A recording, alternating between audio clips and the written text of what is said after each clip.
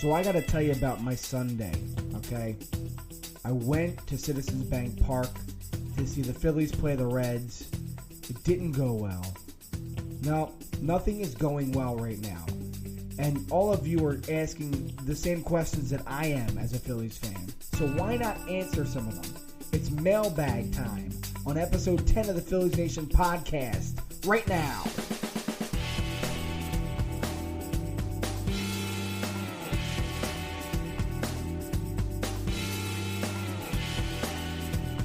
Yo, Phillies Nation. Welcome to the Phillies Nation Podcast. This is episode 10. I'm Tim Malcolm, the editorial director of PhilliesNation.com, where you can find news, rumors, information, and so much more about the Phillies.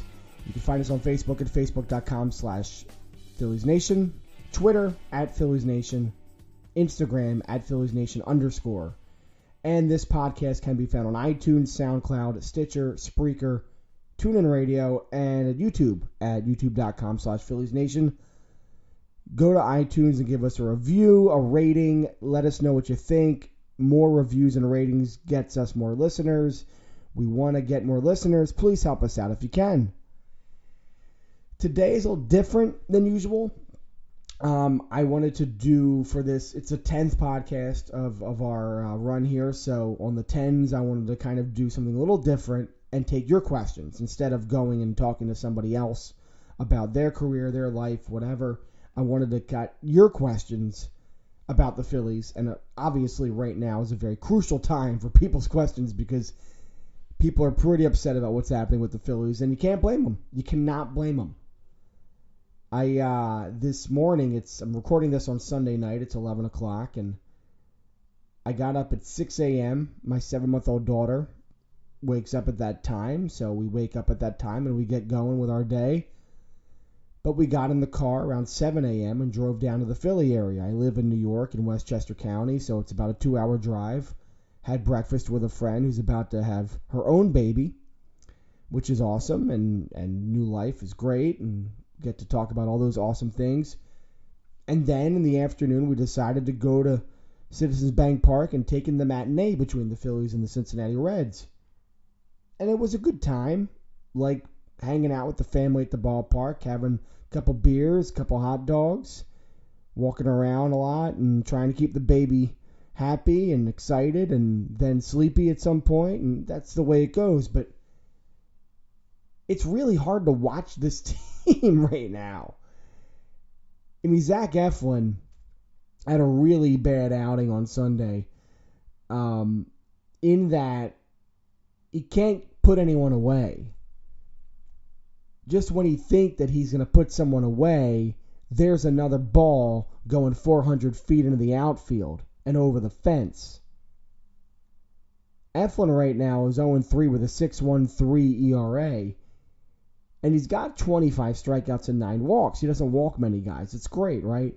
But the 25 strikeouts are in 47 innings. That's not going to cut it.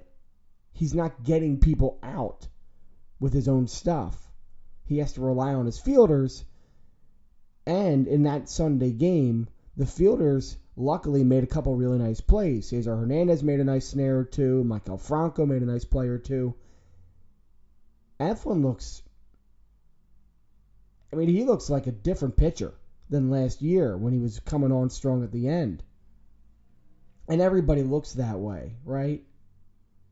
Vince Velasquez has regressed. Can't go more than 5 innings. Can't walk fewer than 4 batters a game. Aaron Nola kind of up in the air. Had a good start against a bad Pittsburgh team, but then gave up a couple runs against Cincinnati. More home runs. Nick Pivetta didn't have a great trial up here in Philadelphia. Jared Eichhoff looks like he's regressing. Can't necessarily get his outs when he needs to and gives up too many big hits. Jeremy Hellickson is Jeremy Hellickson, but you're looking for someone to kind of stabilize this staff, and it's not happening.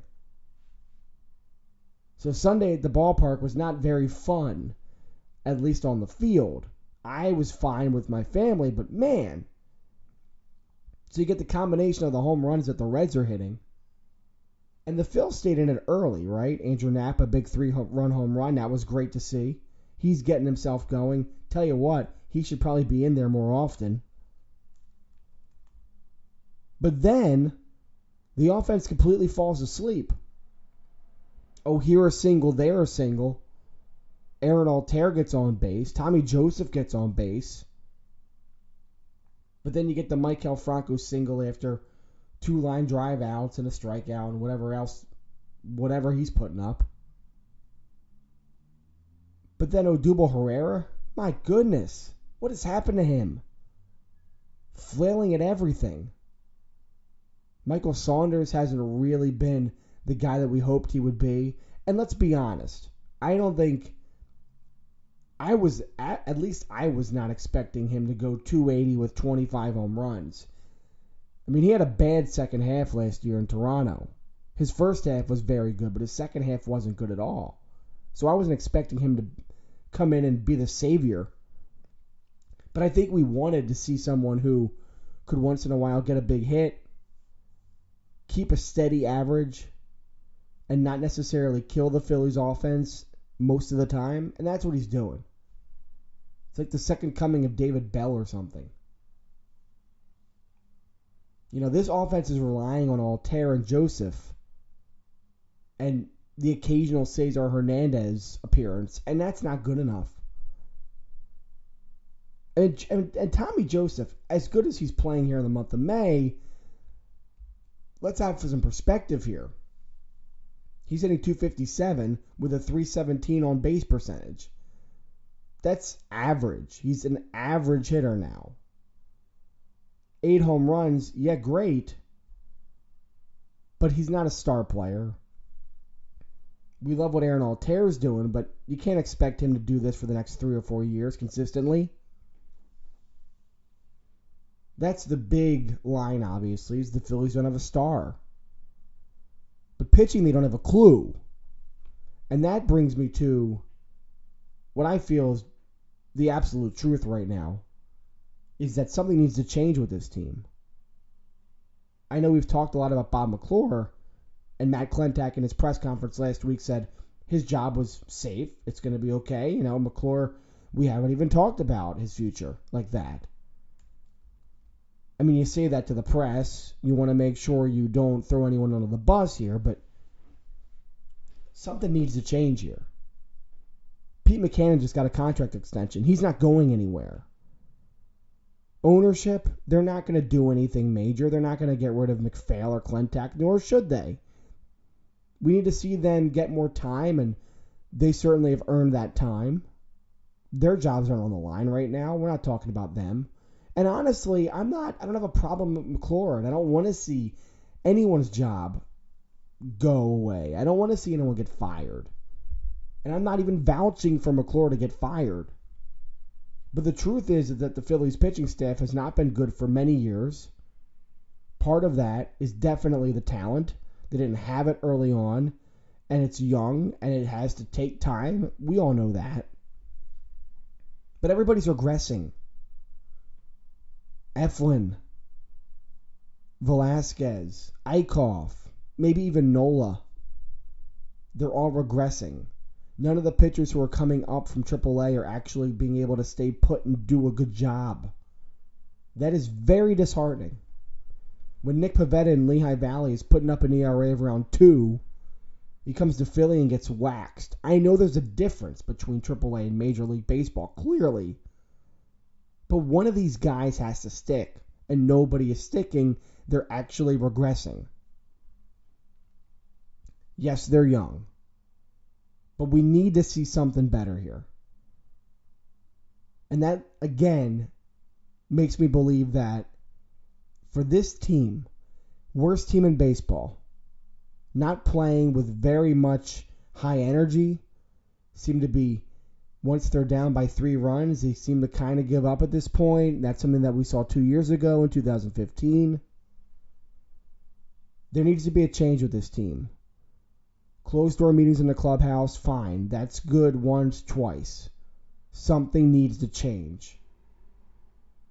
And if it needs to be a coach like McClure, then it needs to be a coach like McClure, because you just need to make a change somewhere. And again, I don't want to see anyone lose their job, but in baseball, you need to shake things up once in a while. We expected so much more from this team. They are not delivering it. Ruining my Sunday, man. Ruining it. Not really. But let's be honest. We all expected better from this franchise. They're not delivering. It's time to change something. Now, are they as bad as they were in 2015? 2 years ago, this team needed a change after a really bad stretch, 3-19 stretch in May of 2015. Thankfully, their manager decided to quit, and that helped. That actually helped. It changed the team in a lot of ways. Are we looking at the same situation here? Is this team as bad as 2015? Are they worse? Let's bring in Mike Sadowski to talk more about that. It has been a really, really tough last few weeks for the Philadelphia Phillies and their fans. Yes, we have tried to watch these games, and it has been terrible. But I wanted to ask a question. Is this really as bad as 2015 was? Now, you may not remember 2015 because you blocked it out of your memory, but the Phillies were really, really bad that year. They they lost 99 games. They nearly lost 100. And remember, their manager quit mid-season, Ryan Sandberg, the person that we don't want to talk about here.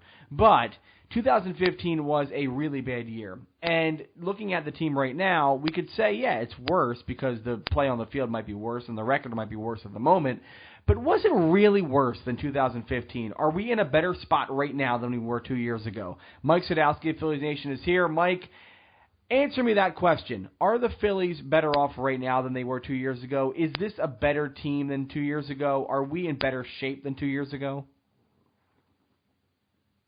As a franchise, I think we are. Okay. As a team, as a major league team, I want to say yes, but I'm starting to worry no. Yeah. But I think as a franchise we are, because I think there's a lot more pieces, and if they did want to start moving things around and make some changes, I think there's a lot more ability to do that. If in 2015 they wanted to just move away from Ryan Howard, right then, they couldn't do it because they had no one to take the spot. If they thought the Odubel Herrera thing wasn't working, which it could have very easily blown up in their face and didn't, but if they wanted to move away from that, they couldn't have. Yeah.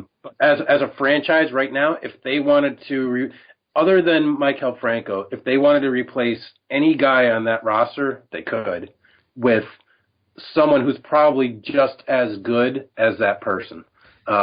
Anyone in the outfield can be thrown out, and they can bring up someone who's just as good.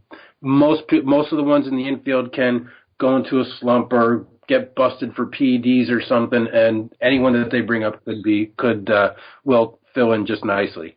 But you definitely could not say that in 2015. So as a franchise, yeah, I think they're better, but as a team, I'm more than moderately disappointed in what I've seen so far this year. Yeah, I think that's obviously, the company line here is that they have not played as well as we ever figured they would this year. I mean, not even close. But I remember going to the second home game in 2015 when they played the Red Sox. Remember the opening series that year at home was against the Red Sox, and I was at that first. It was actually a win, funny enough, but it was a game in which Jeff Francoeur was the big star on the field, and I just got to put that out there. If 2015 we were relying on Jeff Francoeur to be the center of the offense, and we had Cody Asche, we were like, ooh, maybe Cody Asche will break out this year and really be the third baseman that we think he can be. No, he went to left field and Mike Trout came up. Just to be clear, I've never said that about Cody Asche. I don't know. I know there were people who were, but I never said that about Cody Asche. I had some hope in him about 2014 or so, but this was what was going on back in 2015. We were really grasping at straws, and we were relying on these very sort of washed up filler veteran players to kind of make ends meet. Jeff Francoeur, I mean, Ben Revere was still on the team for part of the season before the trade there to Washington. We got Nick Pivetta, of course. No, that was the Papelbon trade. Revere went to Toronto. We got Alberto Torrado. Darnell Sweeney came in at one point of the year. Grady Sizemore was on the opening day roster. Don Brown was still on the team in 2015. Very much of a different look that year. We kind of knew in 2015 that this team was not very good. This year, it's just we feel like they should be better, and they're not. What the hell is going on here, right? I think that's exactly right. I think there's in 2015 you couldn't be really disappointed because you had no expectations. Right. This was the first year I think in a while where there was, and this is why they're letting us down so much, is because there was no one had lofty expectations, but there was at least a hint that we could actually be excited and have something of an expectation. I mean, even if we were all really psyched that they had the outside shot to go 500, that was still like hope, and that was the best that we've been able to do for a while. So I think just because there was that little sliver of expectations, I think that's why it's so disappointing right now that they are just look putrid, winning 2 out of 3 or not. But I mean, they're hitting like little leaguers. Odubel Herrera just seems absolutely lost. Maikel Franco just seems absolutely lost, and that's why it's frustrating. Well, just because there was that sliver, and they look so disappointing right now. But let me ask this question, because in 2015 we had all those washed up players and those, we weren't really thinking about the future on that team at that point. Now you have players who we hope will be part of the future, and they're not producing.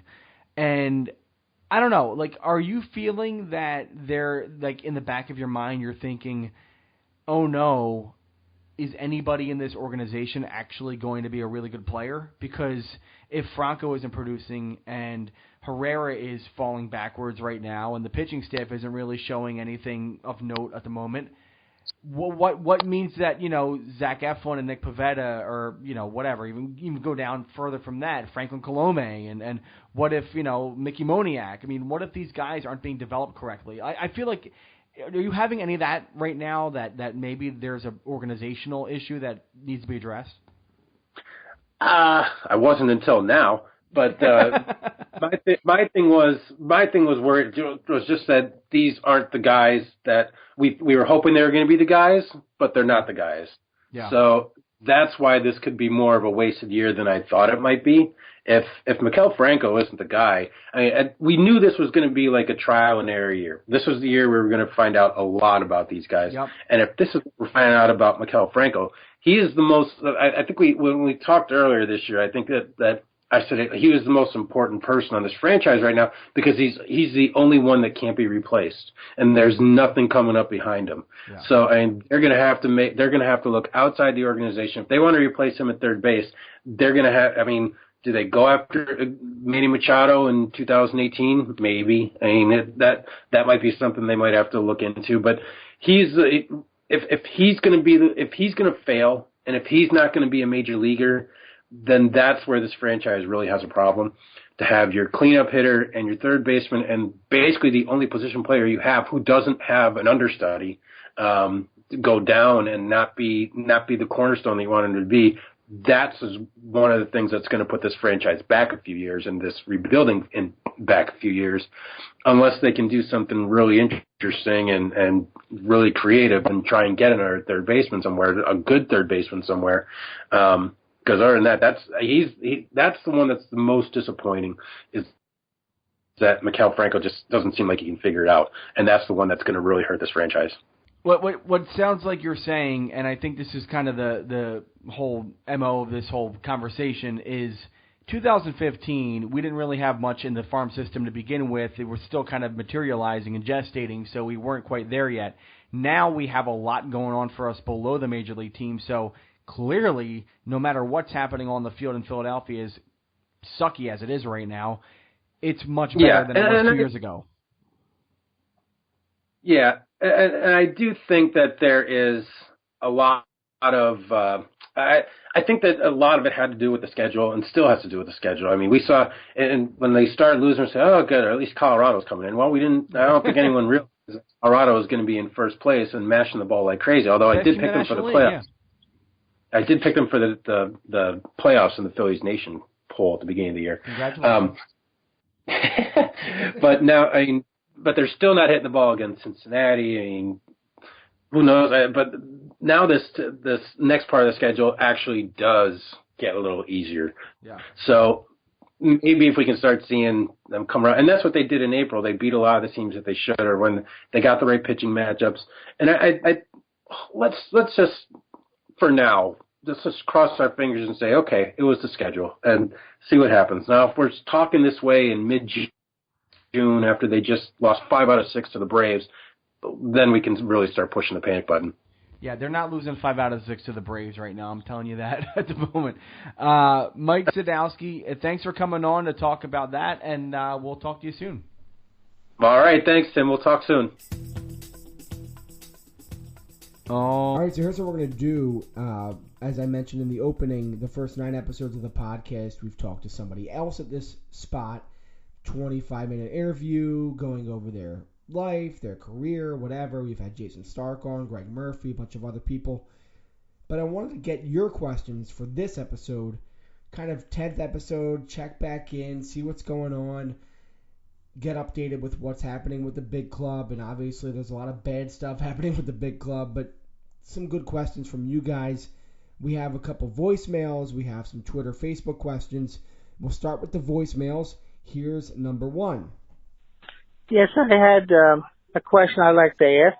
Why aren't the Phillies trying to move Kingery at Reading either to the shortstop position or the third base position, which the openings may come? And what about Joseph? He's got a cannon for an arm. Why can't he play third base? So the listener here is bringing up a point that has been brought up every single time we have a prospect who's making some waves. You look at their position and you see, oh, someone is blocking that person. So maybe we have to move someone. And so the question here is about Scott Kingery going to maybe shortstop or third base. Why can't he move over? Because at second base you have a guy in the majors who is playing quite well, Cesar Hernandez. So I wouldn't do that if you're in a position like the Phillies where there are so many positions that have to be filled still. You know, the Phillies aren't necessarily trying to fill for need. They are still in a place where they're looking for guys who are difference makers. And I think one thing is for certain on this current team, nobody has stepped out to be a difference maker. Aaron Altherr has had a nice start to the year. Tommy Joseph is playing pretty well. But Franco, Herrera, you know, none of these guys are right now charting as elite level players who are going to be your all-star player every year, your superstar every year, you know, a face of the game kind of thing. It's not quite there for this team. So when you're in that position like the Phillies are, you don't necessarily go out and decide that, oh, we have to move a guy to third because right now we need to fit someone at third base. Scott Kingery is really good, right? And he's really good at second base. We've heard the scouting reports. I heard from Mike Ventola a couple of weeks ago with the Reading Fightin' Phils.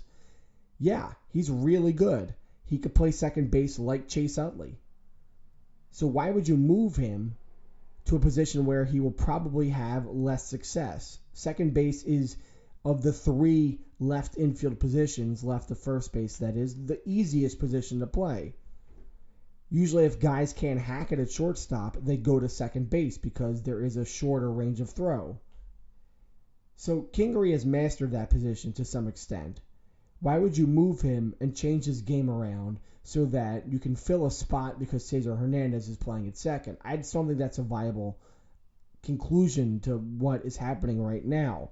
I think what the Phillies need more than anything are really good players. And if Scott Kingery is a really good player and he continues to show that he can hit the ball at a very high level, not just in AA but in AAA, then he should be coming up as the second baseman. And the Phillies should find a way to move Cesar Hernandez. As far as Kingery's timetable, might be this year, more likely next year at some point if he continues to play well. But the Phillies should look at options with Cesar Hernandez when you get maybe closer to the end of this year, into the offseason. Maybe there is something they can do to move him to get value from him. His value is pretty high right now. But in no way would you start to entertain trying to move a position for Scott Kingery. You're at a point where Kingery's developing well at second base. He needs to stay there because he could be the star that they need at second. They can move Cesar. There will be other guys like Cesar that play for this team in the future. There's no need to make any rash decisions with position movement. As for Tommy Joseph, the listener also asked about Tommy Joseph and can he move around the diamond? He's got a cannon for an arm. I don't know if that's a good idea either. First base is generally the weakest defensive position on the diamond. If you can't play other positions, you typically go to first base. Now, Joseph is more of a went to first base because catcher just didn't work because of all the concussions and just never really could amount to it at the catcher position. I just don't think it's a smart move to have Joseph moving around the diamond right now. If he goes anywhere, it would actually be left field, but who knows if he could play outfield. He's never played outfield at a professional level. It would be a real big risk for the Phillies. I know that there are teams out there who do this more often, like the Chicago Cubs have done it with Joe Madden, but they know their players, and the Phillies know their players, and I wouldn't believe in any way that the Phillies think, if they thought Tommy Joseph could play another position than first base and do it at a level that was decent enough to move there, they would have tried him there in spring training. They would have done some things to show that he's more versatile. He's not. I think he's just a first baseman. And so the Phillies are going to have a decision to make. We'll talk more about that later on Mike Sadowski. But I think there's no way that Joseph is moving anywhere around the diamond either. Hey, it's Mike here. No question. I pretty much know everything I need to know just from reading your articles at Phillies Nation. Just want to thank you guys for everything. I truly do appreciate all the writing you guys do and the hard work and effort you guys put in. I read your articles every single day, if there is one, but I am going online, and I really do appreciate it. Keep up the great work, all of you, especially Tim. And, I'm a patient Phillies fan, so if it takes a few more years for the turnaround, that's okay by me. It's fun watching these prospects and reading about them and watching them develop. Go Phils. Thanks, guys. Well, I'm sorry, but I had to include that one. It was really nice to hear from a listener who just wanted to say hi and that we do a good job. I mean, it's cool. We like getting the good feedback. It's great because we don't typically get it. We'll get the comments saying, "You're wrong, Mike Trout, da-da-da-da," whatever. I love you guys, all of you, seriously. But thanks, Mike, and I really appreciate it. It's nice to hear good stuff, and it's also nice to hear good stuff when the team's so bad. It's good to have some perspective, and let's be patient. It's never going to be we're not going to have this for the next 40 years. It's not going to be like the 30s and 40s Phils. It's not going to happen like this, okay? It'll get better. But thanks, Mike. I really appreciate the message. All right, so we're going to go to Facebook a little bit for some questions. George had this question. First off, he said that he asked to believe that Jorge Alfaro would do a better job at catching Nola's breaking ball. He also has a cannon of an arm. Why are we waiting to bring up Jorge Alfaro? It's a good question because it's been brought up a little bit and there's been sort of clips and phrases of answers around the Phillies Nation. And it comes down to this, really.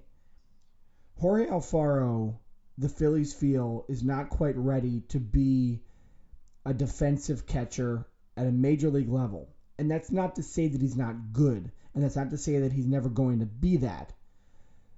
But Jorge Alfaro has no more options left after this year. And when I say options, in the major leagues, you get 3 options. Once you get put on the 40-man roster, you have 3 options.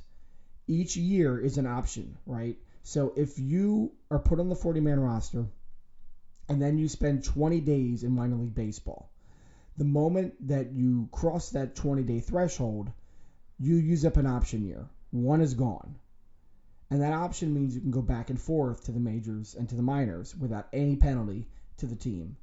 You just go back and forth. But you have 3 years of this, thus the 3 option years. So Jorge Alfaro was put on a 40-man roster back in 2015. His first option year was that year because he crossed the 20-game minor league threshold. Last year, again, he crossed the threshold, second option year used. And he was up for about, 10 days or 15 days at the end of September last year. Then this year, he crossed the 20-day minor league threshold in April, and his final option year was used, gone. This is the last year that Jorge Alfaro can spend more than 20 days in the minors. And I believe it's consecutively. I don't have the actual print with me right now. But it's the last year that Alfaro can be in the minors for a considerable amount of time. After this year, he has to be in the major leagues. He's going to be in the minors as long as he's going to be here, as long as Lehigh Valley is playing games this season. That's it. The Phillies want to see him develop as much as possible in the minors where there is no penalty, there's no backlash to the team, it doesn't hurt the team in any way. They can let him develop for Lehigh Valley because that's where you develop in the minors.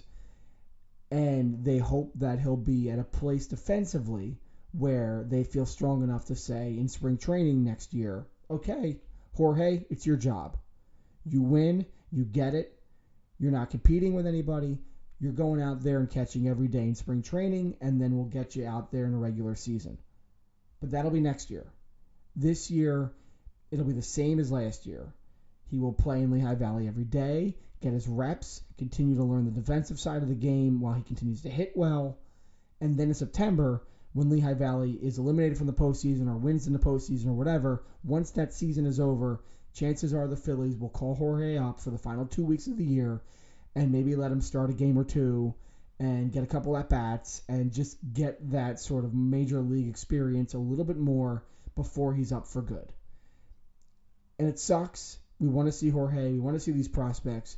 And some of the prospects have different stories than others as far as why they're not up here yet. But for Jorge, it really comes down to his service time, his options. You know, the Phillies just want to see him develop at his pace. And catcher is a really tough position to develop. It takes a long time to develop a catcher in the minor leagues to get to a place where you feel comfortable with him as a major leaguer. Cameron Rupp, as a comparison, the Phillies felt a couple of years ago that he was just about ready to be in the majors. They felt that he was as developed as he could be. His defensive and play calling game was fine enough for them that he was up. Maybe he's regressed in some of those aspects in the last couple of years, but he has gotten better offensively, and the Phillies have liked that development. But that's what happens with catchers. The fielding, the defense, the play calling, all that stuff has to happen in the minor leagues.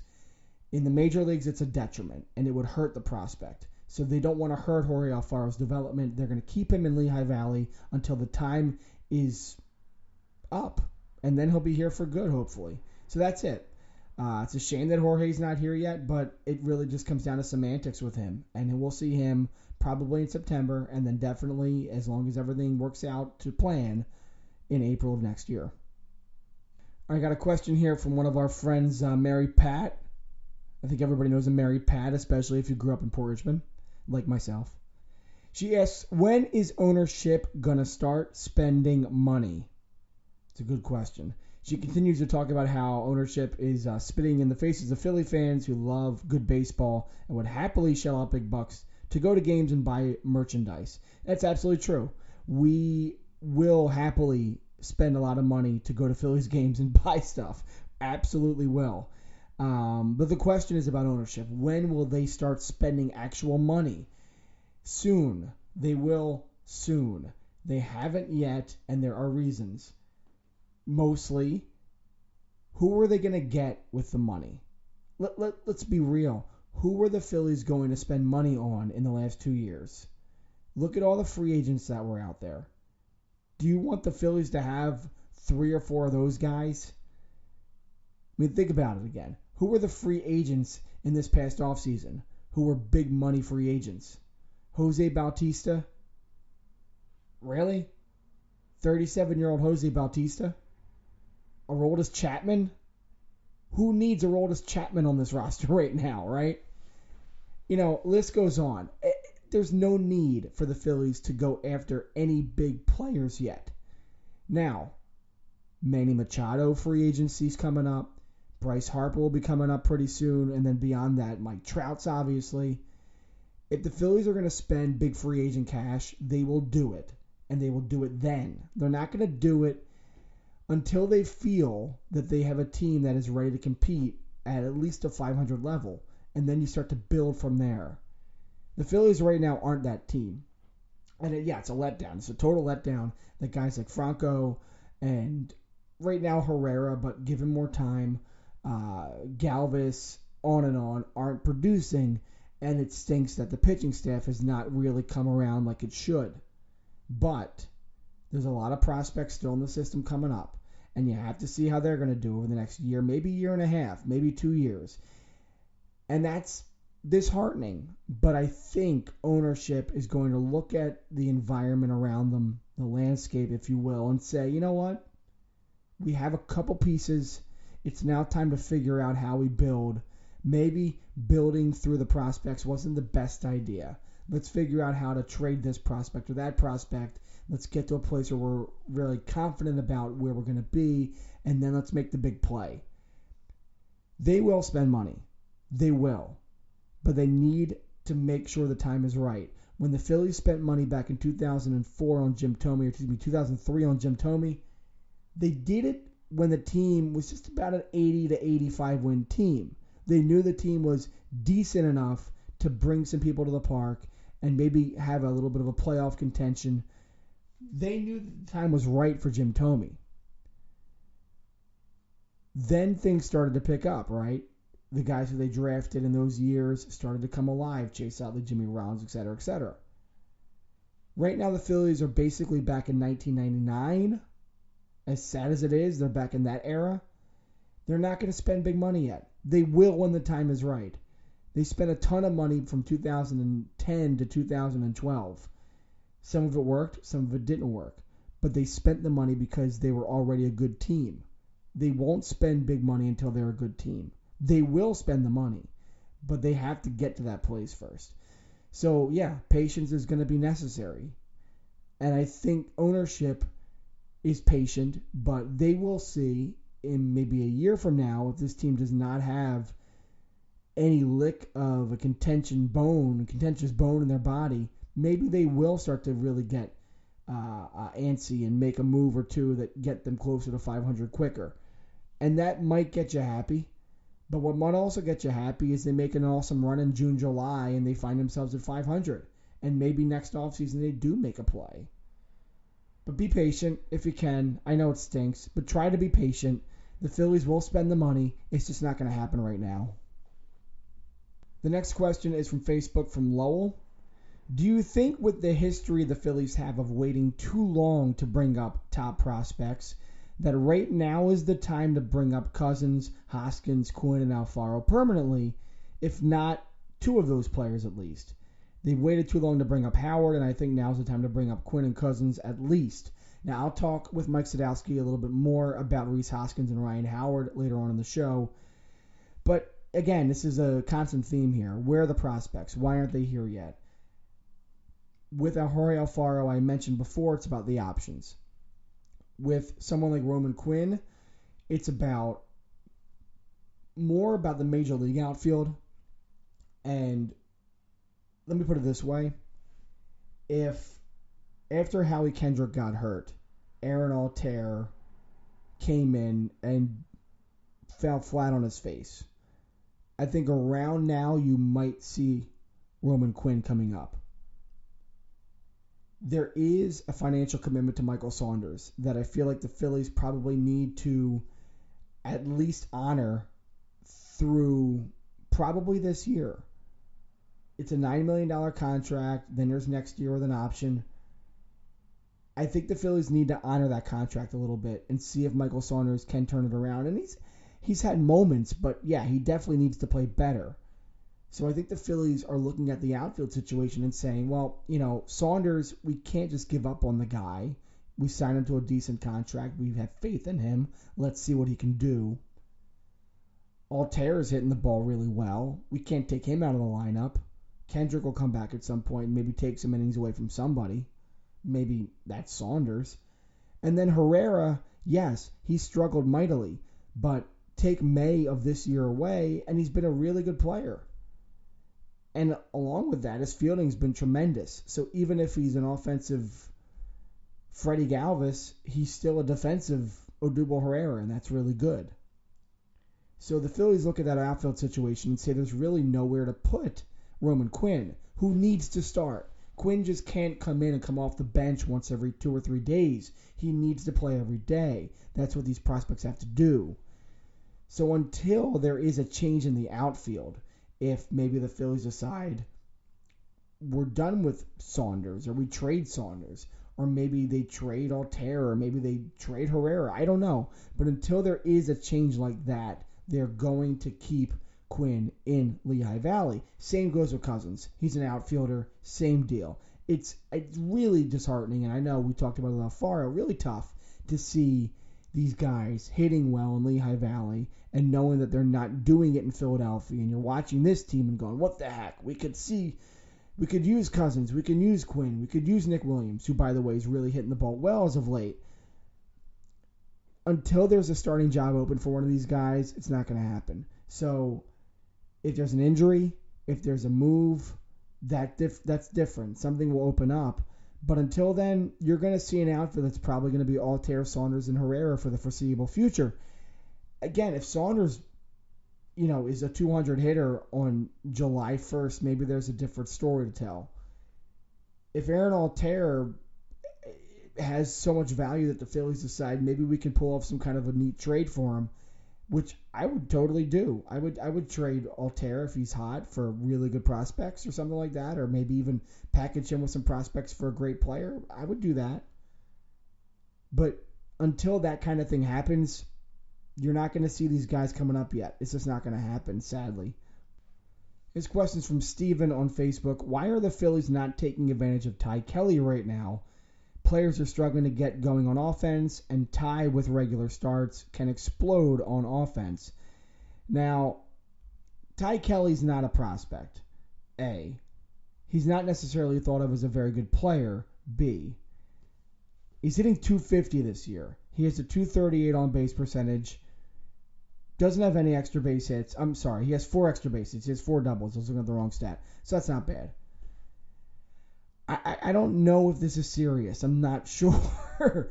Look, Ty Kelly, he could maybe be an offensive contributor somewhere down the line. I don't know where it is, but he's really more of sort of a filler to kind of bridge the gap between what's here now and what's coming later down the pike. He's also a bench player, and because the Phillies won't bring up someone like J.P. Crawford or Nick Williams or what have you until there is a role open for them on the starting lineup, you need guys like Ty Kelly to be bench players for the time being. Ty Kelly's not been a very good Major League player.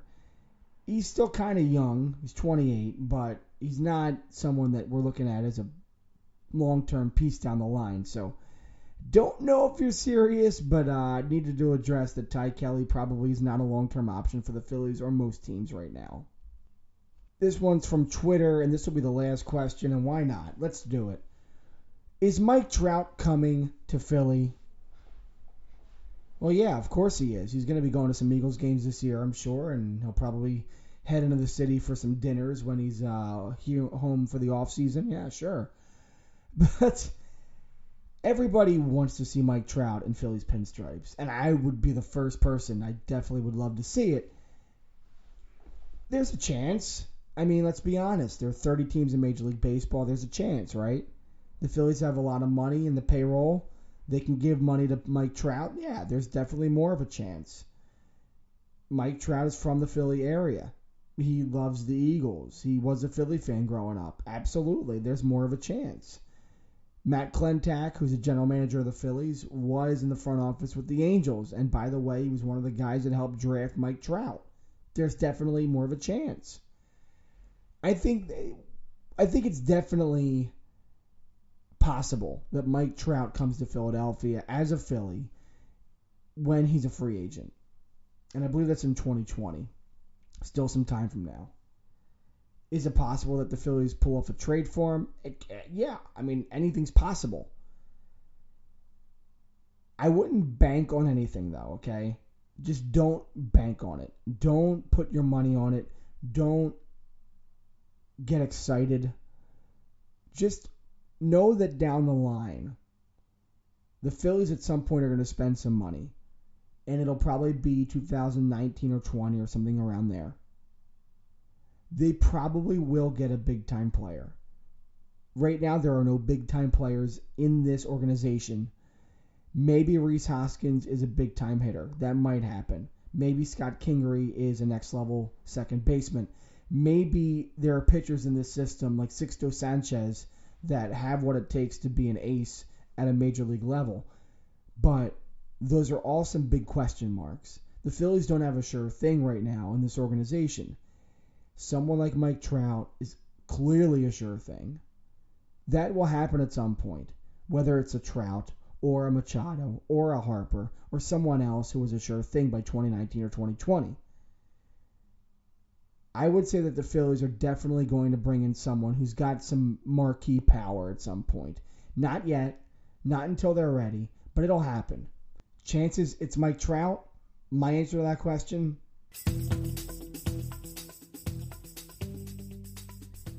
Hey, what's better than spending a warm summer evening watching the stars of tomorrow play baseball? Phillies Nation will invade First Energy Stadium to watch Scott Kingery and the Reading Fightins on Sunday, June 11th at 5 p.m. with a fun group outing for fans of all ages. That's right, 5 p.m. Sunday, June 11th. We have the third baseline where tickets are $30 and include a 2.5-hour all-you-can-eat barbecue buffet with ribs, chicken, hot dogs, burgers, mac and cheese, and much more. Plus, this is the perfect Father's Day gift, as the first 2,000 guys will receive a Fightins bucket hat, and all fans are invited to play catch on the field after the game. Come see the future of the Phillies today with Phillies Nation, June 11th, 5 p.m. For details, visit philliesnation.com/events. Again, it's philliesnation.com/events. I feel like we have to talk about Rhys Hoskins right now. He is absolutely killing the ball in Lehigh Valley. He is way out in front in the International League in just about every offensive category. And with me right now is Mike Sadowski of philliesnation.com to talk about Rhys Hoskins and what he's doing and how he compares to a certain player that maybe we remember from the past.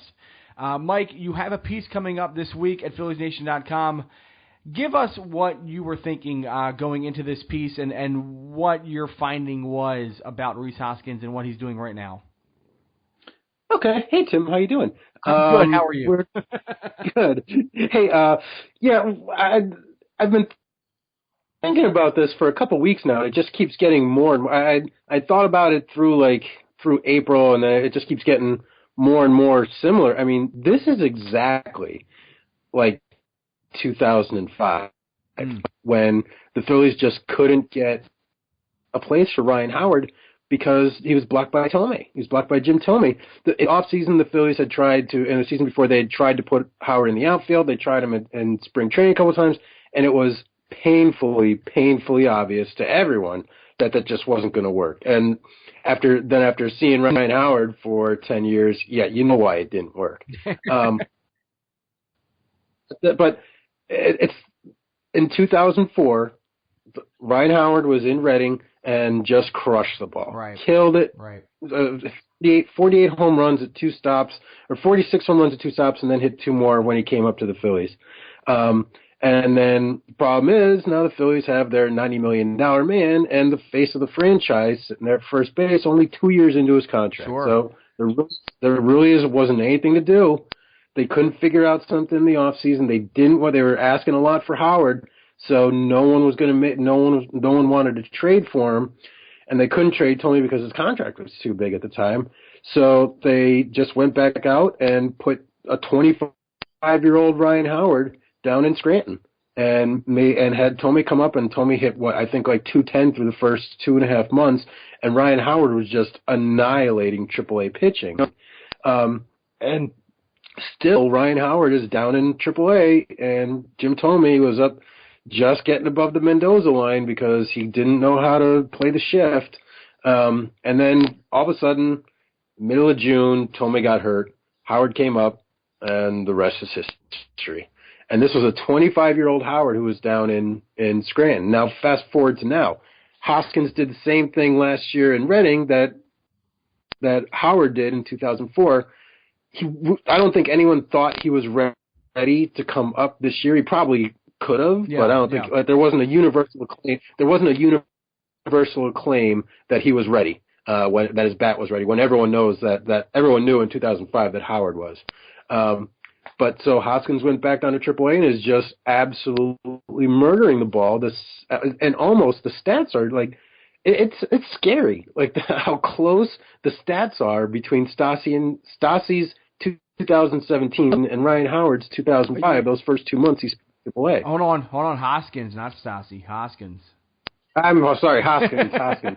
But yeah, it's scary how close the stats are. Yeah. And it is really looking like 2005 all over again. Well, now the situations are completely different. Like that, the Phillies couldn't bring up Howard because they had Tommy, and no one wanted to see Tommy go. Now the Phillies can't bring up Hoskins because Tommy Joseph is just killing the ball. Yeah. And then Saturday again, we saw. Thursday, he has a homer and a walk-off single. Saturday, homer and a walk-off single. I mean, they've tried to put Joseph in other places. That hasn't worked. Hoskins tried to go to other places. That absolutely hasn't worked. So, I mean, what are we going to do here? Yeah, there's got to be some kind of resolution. Let's quickly go over Hoskins' numbers right now, and this is through Saturday's games. Saturday night, before Saturday night. He's got a 1.111 OPS, which is about 100.5 points higher than the next person in the International League right now. He's hitting with an average of 329. He's got a 4.33 OBP. Absolutely way out in front of everybody else. Lapping the field right now, 13 homers. He's got 11 doubles. He's got 2 triples. I mean, the guy is just killing it. 28 strikeouts, 28 walks. He's unbelievable. Yeah, leading league in walks, too. Yeah. And so, I mean, obviously, yes, what we looked at in 2005 was a guy who was hurt, and so that was kind of lucky for the Phillies that they were able to just say, oh, Ryan Howard can come up now because Tomey's out basically for the rest of the season, and this is our way to kind of let this situation play out for itself. Now the Phillies have a situation where Tommy Joseph is playing extremely well. He's younger than Jim Thome. He doesn't cost the money that Jim Thome costs. He's not hurt. And now they have to figure something out. So, Mike, I ask you, what do you think is going to happen now? I mean, you can't go another 2 months with Rhys Hoskins in AAA. Well, I think they're going to. Why? They have Why?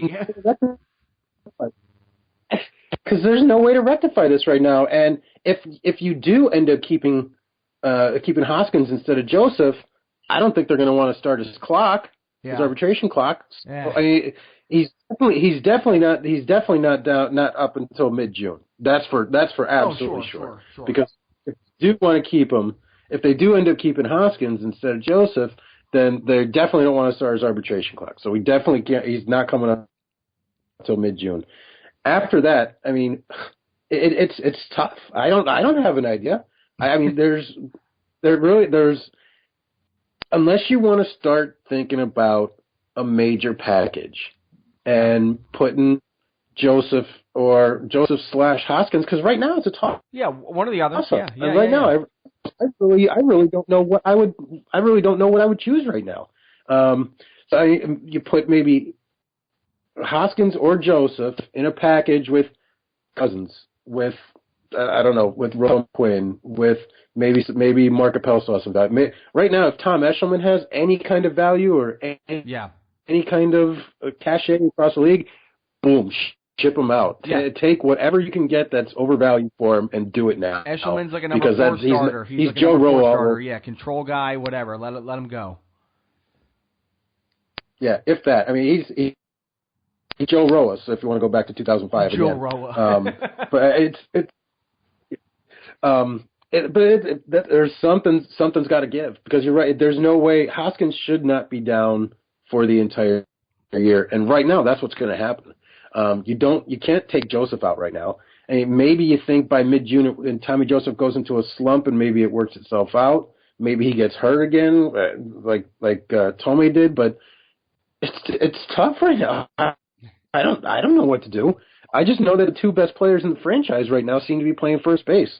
Yeah, and that's something that we didn't really think going into this season would be the case. We thought Tommy Joseph, I mean, I think we all kind of thought Tommy Joseph would be sort of normal, mediocre-ish player, and it would allow for Rhys Hoskins, if he was good, to come up at some point and take over the job, and that hasn't happened. So it's a really interesting problem that the Phillies have, and it's a problem, but it's a very tough, like, sort of Rosemary's Baby thing here, or Sophie's Choice, not Rosemary's Baby, wrong movie. Sophie's Choice, where you have to pick one or the other to let go. Was Brock Stassi in one of those movies? No more Stasis. But this is a really tough choice for them, because if they decide that Joseph is the one who goes, then you better hope that Rhys Hoskins becomes a major league player who can hit, about 300 every year with 20 to 30 home runs at least, because then you're giving up someone who's now proven that at some modicum of level here in the major league. So it's a really tough choice that the Phillies have. Yeah, and right now, that's what is so fascinating, is that right now we still don't know if Rhys Hoskins can hit major league pitching. And we're going to make this huge big decision around the fact that we don't know if he's a major league hitter or if he ends up being a quad A guy. And the same thing could have been said about Howard 12 years ago. True. It's a tough situation, and Matt Klentak has to figure out a way to get through this. Well, I'll say two things about this real quick, and then we could stop this conversation. But Hoskins is lapping the field in the International League. I mean, nobody has been close to him in any of the offensive categories in the last month, basically. He is really out in front of the whole league right now, so that gives you a lot of hope that, he's definitely the real deal here offensively. The other thing is that first base, to me, is a position where you could sort of go year by year if you need to and pick up the guy who in the free agent market who might be worth only $5 million but can still pop you 25 home runs. I feel like that position is a little bit easier to fill than other positions on the diamond. So I think the Phillies can be a little bit more risk-taking. They can be less risk-averse with this position right now. Yeah, and who knows, in 5 years, Mark Reynolds could still be signing one-year deals with a new team every year. So. God, I hope we don't have Mark Reynolds on this team 3 years or anything like that. Ty Wigginton, the return. Mike, thanks for coming on, and we'll talk to you soon. All right, thanks, Tim. Thanks to bensound.com for the music for the podcast. So thanks to Mike Sadowski for coming on the Phillies Nation Podcast. Also, thanks to all of you for your mailbag questions. It was fun to answer them, and hopefully I have cleared up some of your most pressing needs in Philly fandom. It is a bad time right now. It's not fun. It'll get better. It has to get better, right? It has to get better. Let me give you a little thing to wet your whistle. Scott Kingery, he's back over 300. 303 average right now with a 381 on base percentage. 15 home runs. Boy, those are some really good numbers. But how about this? 12 stolen bases. Leads the team. Still really good this year, man. Hey, maybe he's up this year. Maybe the Phillies make a big gamble and decide that he's ready. Probably not. Probably not. Be patient. Be patient. Be patient. As always, find the Phillies Nation Podcast on iTunes, SoundCloud, Stitcher, Spreaker, TuneIn Radio, and YouTube at youtube.com/Phillies Nation, PhilliesNation.com, Facebook.com/Phillies Nation, Twitter at Phillies Nation, Instagram at Phillies Nation _. You can find us in all those places. Please do it. Please follow. Please subscribe. Please love us. We love you. I'm Tim Malcolm. Thanks for listening to the Phillies Nation Podcast. We will see you next week.